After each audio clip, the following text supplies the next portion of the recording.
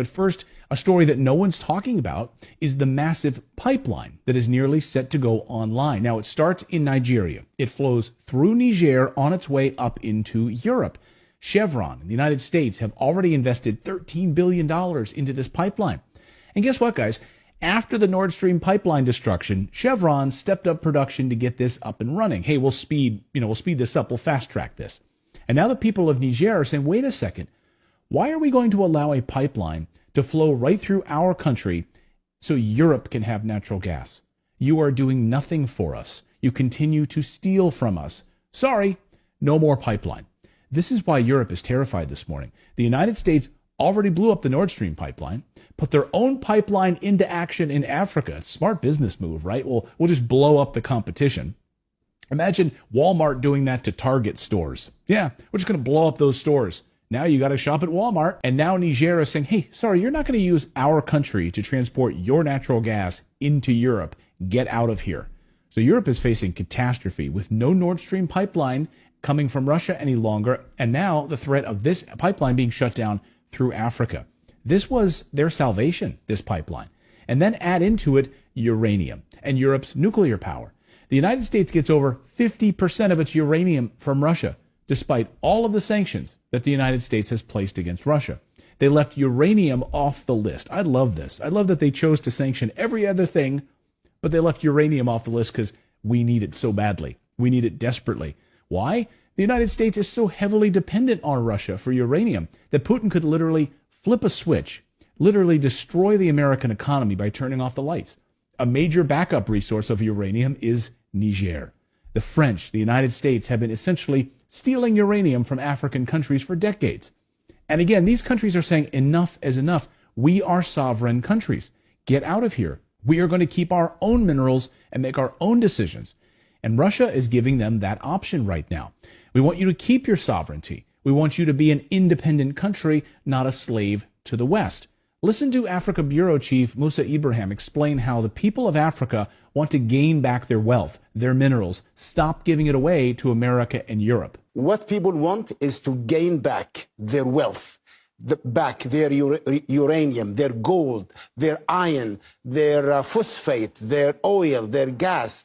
And this scares the West because this means the true democracy will take place in Africa when people actually own their own land and the wealth of Africa does not go untaxed, unsupervised from the mines in Niger to the banks of Paris and the financial sector in Britain. And he's right. Niger's coup isn't happening in a vacuum. This isn't a singular event.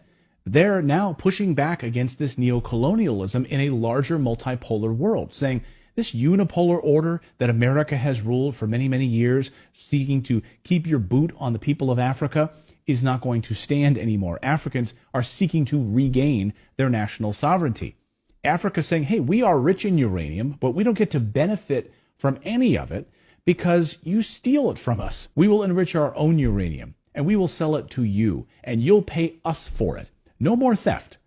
Africa is in the middle of a revolution right now. Take a look at this map just published on Friday. These are all of the African nations that have now signed military agreements with Russia. And even a few of those in white are getting ready to partner with Russia as well. Damn, that's a lot of red. Now, we'll come back to that map in a moment. But first, this weekend, we saw dramatic developments. Russian flags raised in the air throughout the continent. First to Niger, the country that started it all. Russian flags everywhere. And according to France 24 news service, the government of Niger has now signed a contract with the Russian Wagner Group for security. And they need it because the coup in Niger has entered the point of no return right now. The people rising up against France, against the United States' influence in that country. The Western powers that have controlled Niger for decades are now being pushed out. And this weekend, the military leaders now say that Niger will no longer be a European colony. And they've demanded that all French soldiers get out now, get out of here, or face the consequences. Why does the United States even have troops in this country in the first place? Well, that's a great question. So get out of here, France, and get out of here, United States. You don't belong here. Over the past few days, the United States started dropping massive amounts of military cargo right near the Niger border with its warplanes. But that threat is not stopping the people of Niger. Tens of thousands of people marching in that country this weekend, celebrating their independence and shouting no to foreign military bases, no to poverty, no to the West stealing their uranium, their phosphate, and other minerals. Get out of here now.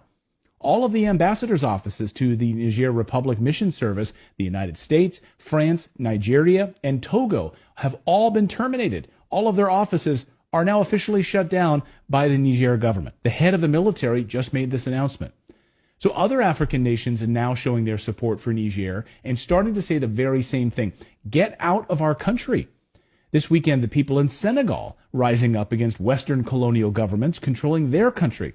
The CIA, MI6, and other Western intelligence services are doing whatever they can right now, spinning their wheels, trying to hold on to power in these countries with their puppet governments. The people in West Africa are fiercely anti-American imperialism, so it wasn't a surprise then to see the country of Guinea announce they are supporting Niger as well. La République de Guinée réaffirme par ce communiqué sa vision panafricaniste en apportant sa solidarité à la population nigérienne. This is massive. And Colonel Douglas McGregor says the people who've had their minerals stolen for years are saying enough is enough.